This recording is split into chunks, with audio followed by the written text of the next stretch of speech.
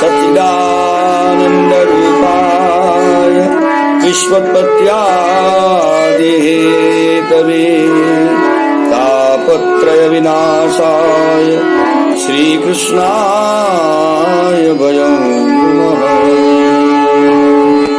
श्रीमद्भागवतं दशमस्कन्ध पूर्वार्ध रासक्रीडावर्णनम्।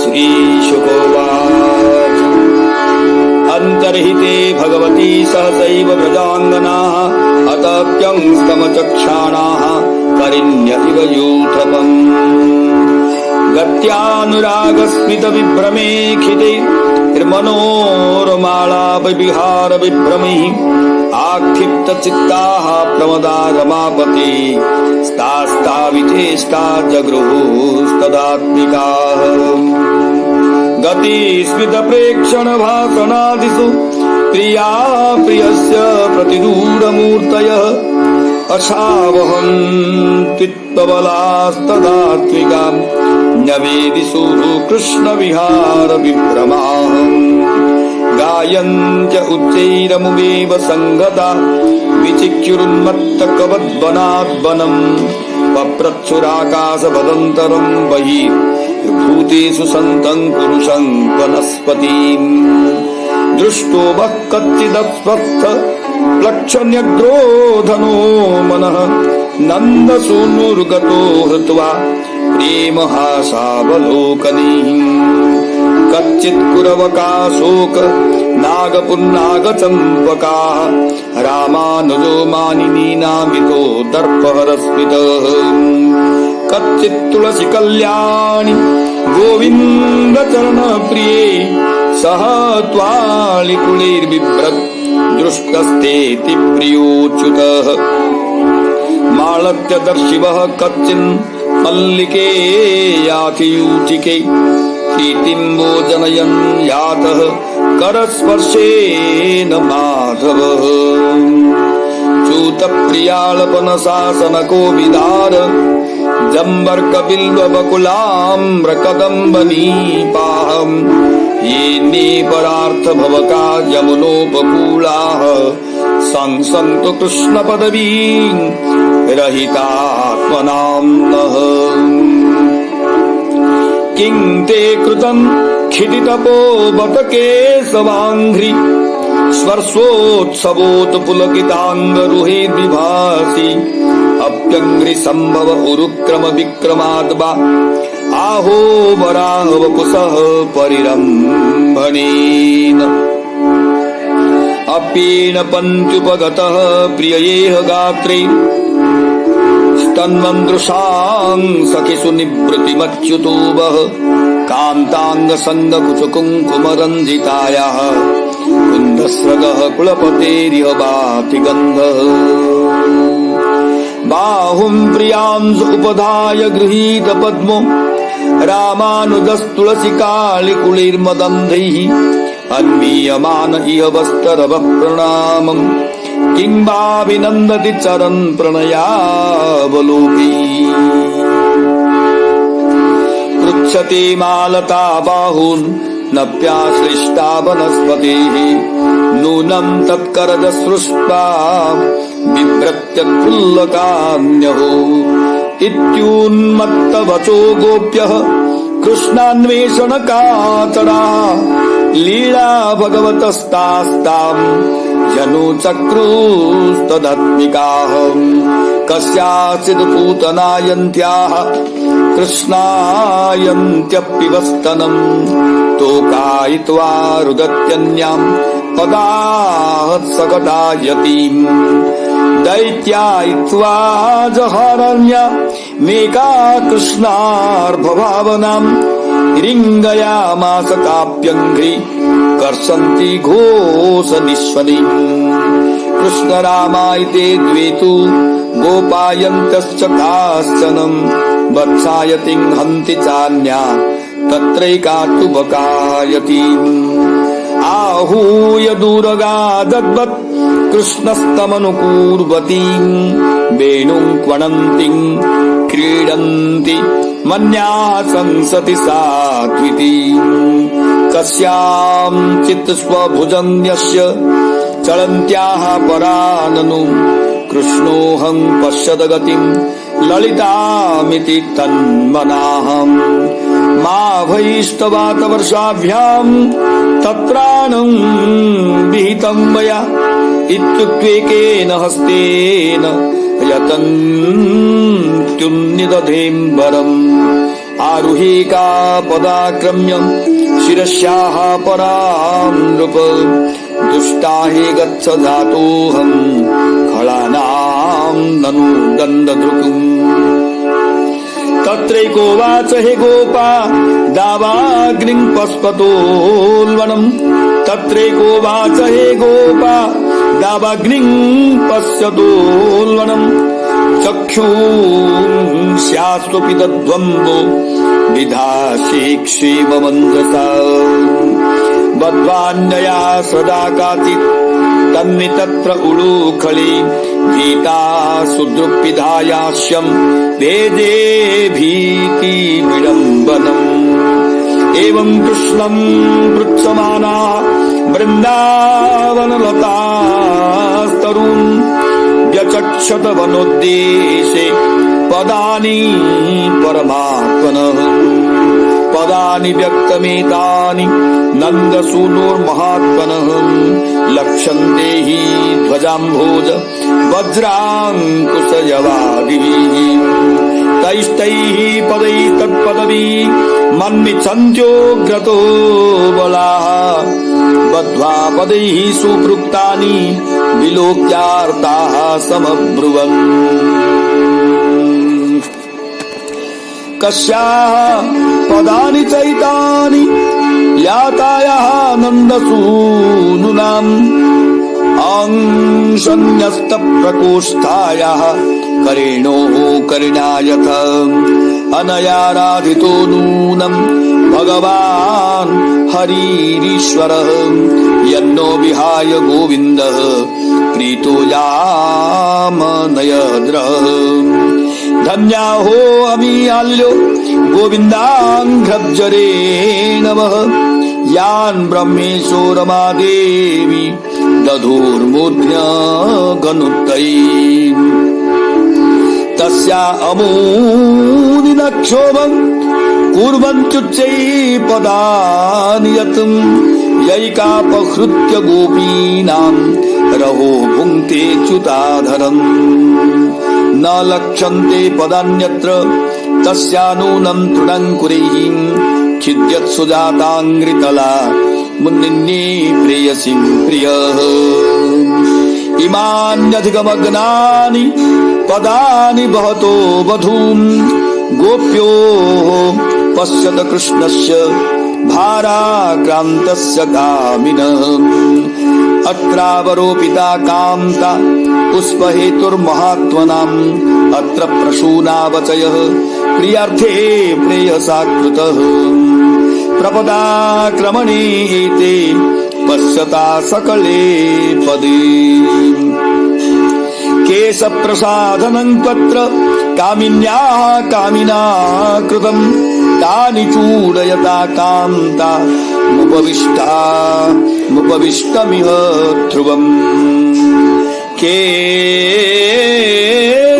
केशप्रसाधनं तत्र कामिन्याः कामिना कृतम् तानि चूडयता कान्ता मुपविष्टमिह ध्रुवम् रेमे तया चात्मरत आत्मा रामोऽप्यखण्डितः कामीनां दर्शयन् दैन्यम् स्त्रीणां चैव दुरात्मदाम् इत्येवं दर्शयन्त्यस्ताः चेरुर्गोप्यो विचेतसः यां गोपी मनयत् कृष्णं विहायान्याः स्त्रियो वनिम् सा च मेने तदात्मानं वरिष्ठं शर्वयोषिताम् हित्वा गोपी कामयानां मामसौ भदते प्रियः ततो गत्वा वनोदेशं दृप्ता केशवमब्रवीतुं न पारयेऽहं चलितुं नय मां यत्र ते मनः एव मुक्तः प्रियामाह स्कन्ध आरुह्यतामिति ततस्तान्तर्दधे कृष्णः सावधूदन्यतप्यत हानाथरमण प्रेष्ठ क्वासी महाभुज दास्यास्ते कृपणायामे सखे दर्शय सन्निधिम् अन्विच्छन्तो भगवतो मार्गं गोप्य विदूरतः ददृशु प्रिय विश्लेष मोहितां दुःखितां सखीम् तस्तया कथितमाकर्ण्य मान प्राप्तिं च माधवात् अवमानं च दौरात्म्यात् विस्मयं परमं जजु ततो विसंबलं चंद्र ज्योत्स्ना यावत् विभव्यते तमः प्रविष्टमालक्ष्य ततो निबभृतुः स्त्रियः तन्मनस्कास्तदालाप तद्विचेष्टास्तदात्मिकाः तद्गुणानेव गायन्त्यो नात्वा गाराणि सस्मरुः पुनः पुलिनमागत्य कालिन्द्याः कृष्णभावनाः समवेता जगुः कृष्णं तदागमनकाङ्क्षिताः इति श्रीमद्भागवते महापुराणे पारमहंस्यां संहितायां दशमस्कन्धे पूर्वार्धे रासक्रीडायां कृष्णान्वेषणं नाम 30ोऽध्यायः। श्रीहरिशरणम्। श्री सुखदेव गोस्वामी ने कहा, जब भगवान कृष्ण इस तरह एकाएक विलुप्त हो गए तो गोपियां उन्हें न देख सकने के कारण अत्यंत व्यथित हो उठी, जिस तरह हथिनियों का समूह अपने नर के बिछुड़ जाने पर खिन्न हो उठता है। भगवान श्री कृष्ण का स्मरण करते ही गोपियों के हृदय, उनकी चाल ढाल तथा प्रेममयी मुस्कान, उनकी कौतुकपूर्ण चितवन तथा मोहने वाली बातों तथा अपने साथ की जाने वाली अन्य लीलाओं से अभिभूत हो उठी। इस तरह रमा के स्वामी कृष्ण के विचारों में लीन वे गोपियां उनकी विविध दिव्य लीलाओं का अनुकरण करने लगी। चूंकि प्रेम प्रिय गोपियां अपने प्रिय कृष्ण के विचारों में लीन थी, अतः कृष्ण गोपियों के शरीर के चलने तथा हंसने के ढंग, उनके देखने के ढंग, उनकी वाणी तथा उनके अन्य विलक्षण गुणों का अनुकरण करने लगे। उनके चिंतन में गहरी डूबी हुई तथा उनकी लीलाओं का स्मरण करके उन्मत्त हुई गोपियों ने परस्पर घोषित कर दिया कि मैं कृष्ण ही हूँ। जोर जोर से कृष्ण के बारे में गाती हुई गोपियों ने पगलाई स्त्रियों के झुंड के समान उन्हें वृंदावन के पूरे जंगल में खोजा, यहाँ तक कि वृक्षों से भी उन कृष्ण के विषय में पूछताछ की, जो समस्त उत्पन्न वस्तुओं के भीतर तथा बाहर आकाश की भांति परमात्मा के रूप में उपस्थित हैं। गोपियां कहने लगे, हे अश्वत्थ वृक्ष, हे प्लक्ष, हे न्यग्रोध, क्या तुमने कृष्ण को देखा है? वह नंदनंदन अपनी प्रेम भरी मुस्कान तथा चितवन से हमारे चित्तों को चुराकर चला गया।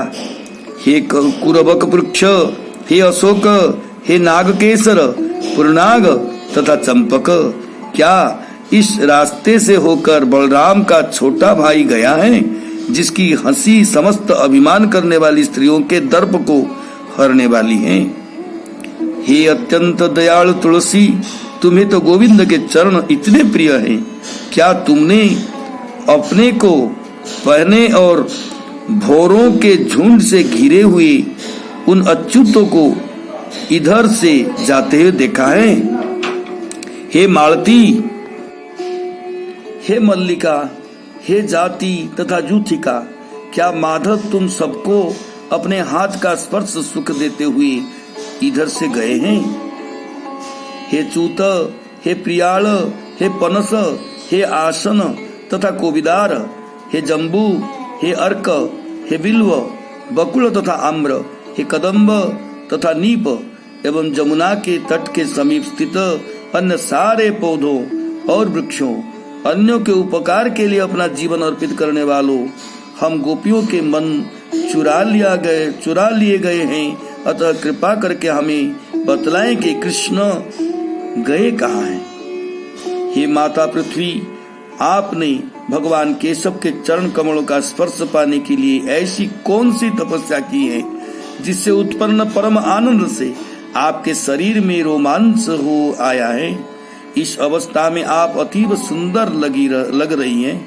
क्या भगवान के इस प्राकट्य के समय आपको ये भाव लक्षण प्राप्त हुए या फिर और पहले जब उन्होंने आप पर वामनदेव के रूप में अपने पांव रखे थे, या इससे भी पूर्व जब उन्होंने वराहदेव के रूप में आपका आलिंगन किया था। हे सखी हिरनी, क्या तुम्हारी आंखों का परम आनंद प्रदान करने वाले भगवान अच्युत अपनी प्रिया समेत इधर आए थे? दरअसल इस और कुंद फूलों से बनी उनकी उस माला की महक आ रही है जो उनके द्वारा आलिंगित उनकी प्रिय सखी के स्तनों पर लगे कुमकुम से लेपित थी। हे वृक्षों, हम देख रही हैं कि तुम झुक रहे हो।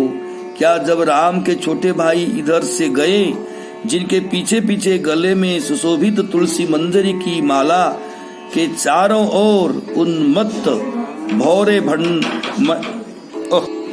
क्या जब राम के छोटे भाई इधर से गए, जिनके पीछे पीछे गले में सुशोभित तुलसी मंजरी की माला के चारों ओर उन्मत्त भौरे मंडरा रहे थे, तो उन्होंने अपनी स्नेहपूर्ण चितवन से तुम्हारे प्रणाम को स्वीकार किया था। वे अपनी बाह अवश्य ही अपनी प्रिया के कंधे पर रखे रहे होंगे और अपने खाली हाथ में कमल का फूल लिए रहेंगे। चलो इन लताओं से कृष्ण के विषय में पूछा जाए। यद्यपि वे अपने पति रूप इस वृक्ष की बाहों का आलिंगन कर रही हैं, किंतु अवश्य ही कृष्ण ने अपने नाखूनों से इनका स्पर्श किया होगा, क्योंकि प्रसन्नता के मारे इनकी त्वचा उस पर फफोले प्रकट हो रहे हैं। ये शब्द कहने के बाद कृष्ण को खोजते खोजते किंग कर्तव्य विमूढ़ हुई गोपियां उनके विचारों में पूर्णतया लीन होकर उनकी विविध लीलाओं का अनुकरण करने लगी। एक गोपी ने पूतना की नकल उतारी, जबकि दूसरी बालक कृष्ण बन गई और वह पहले वाली का स्तनपान करने लगी। अन्य गोपी ने शिशु कृष्ण के रोदन का अनुकरण करते हुए उस गोपी पर पाद प्रहार किया जो शकटासुर की भूमिका निभा रही थी। एक गोपी तृणावर्त बन गई और वह दूसरी गोपी को, जो बालक कृष्ण बनी थी, दूर ले गई, जबकि एक अन्य गोपी रेंगने लगी, जिससे उसके पांव घसीटते समय पायजेब बजने लगी। दो गोपियां उन तमाम गोपियों के बीच राम तथा कृष्ण बन गई जो ग्वाल बालों का अभिनय कर रही थी। एक गोपी ने कृष्ण द्वारा राक्षस बत्सासुर के वध का अनुकरण किया, जिसमें दूसरी गोपी बत्सासुर बनी थी। गोपियों के एक जोड़े ने बकासुर वध का अभिनय किया।